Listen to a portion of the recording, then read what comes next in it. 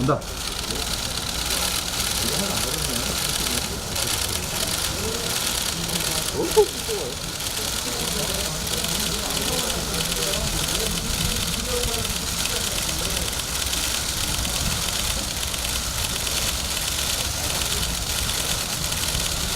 마이크 내려주세요.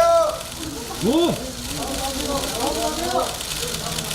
도피 생활 오래 하셨는데 송환 거부하신 이유가 뭔가요? 저는 도피를 한 적이 한 번도 없고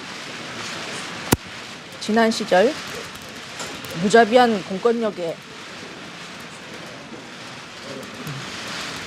공권력으로부터 저를 보호할 방법이 해외의 다른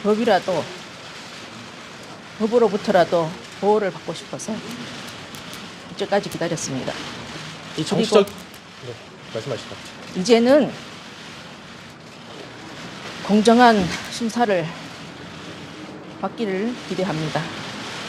정치적 희생양 말씀하셨는데 어떤 의미인가요?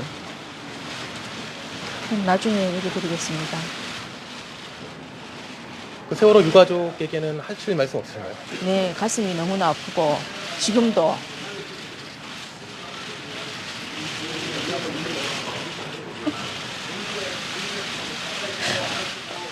죽어간 어린 생명들을 생각하면 매일매일 물이 닿을 때마다 아픈 가슴 놓기를 할 수가 없습니다. 그분들에게는 어떤 말로도 위로가 안 된다는 걸 알기 때문에 항상 같이 아파야 된다고 생각합니다. 백윤 씨와 혁기 씨와는 연락을 하고 지내셨습니까? 언제 말입니까? 지난 시간 예. 나오고부터 유대균 제 첫 번째 남동생이 출소하고부터 본 적이 있습니다. 혁기 씨와는 연락 안 사건 이후로 한 번도 연락을 안 했습니다. 그 정치적인 이유로 한국에서는 공정한 재판을 받을 수 없다라고 말씀하셨는데요. 어떤 의미일까요?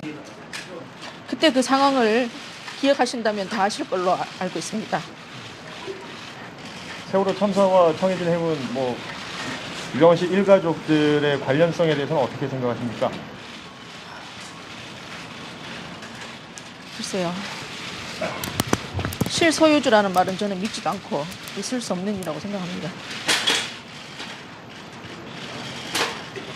이상입니다. 정권이 바뀌길 기다렸나요? 아까 정치적 정권보다도 세상이 바뀌기를 바랐습니다. 세상이 바뀌길. 네. 그전 정권은 모두들 아시리라고 생각합니다. 청해진 해운이라든지 그 기업의 운영에 있어서 전혀 모릅니다. 유섬란 씨가 직접 관여한 적은 없으신가요? 전혀 모릅니다. 정치권이나 권력들과의 어떤 정경주 차이 관련해서는요? 전혀 없습니다. 420억대 횡령 배임 혐의에 대해 어떻게 생각하시나요? 그건 터무니없는 얘기고요. 저는 평생 동안 일을 하며 살았고 일한 대가로 보수를 받은 것 이외에는 아무것도 횡령하거나 배임한 적은 없습니다. 걸리는 게 없는데 그러면 그동안 왜 한국 송환을 그렇게 거부하셨던 거예요? 그 당시에 정치권들이 어떻게 했는지를 여러분들 다 아실 겁니다.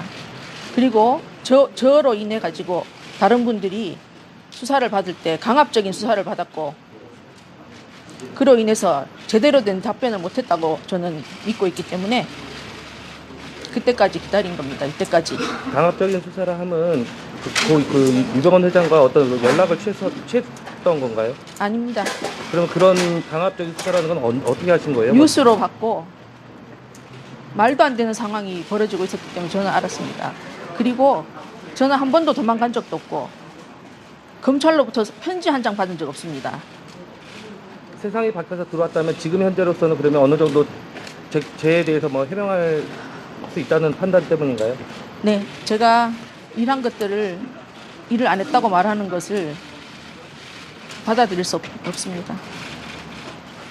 방금 말씀하신 부분이 가장 억울하신 부분인가요? 네, 여러 가지 많지만 제 혐의로만 봤을 때는 일을 안 했다라는 것은 절대 받아들일 수 없습니다. 마무리하겠습니다. 아니 관계사 대표이사로 있으시면서 그